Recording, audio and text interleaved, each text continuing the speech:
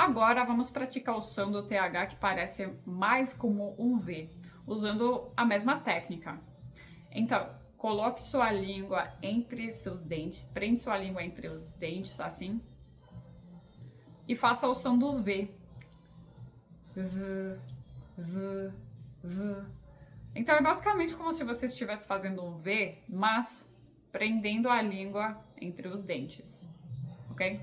Aí quando você conseguir fazer esse som do jeito certo, aí você pode abrir os dentes. V, V, V, ok? E depois você pode praticar em palavras como though, this, that, without,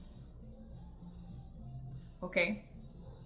Então, use seu gravador no seu celular para ajudar a fazer esse exercício e para que você possa escutar em comparação com esse vídeo, tá bom?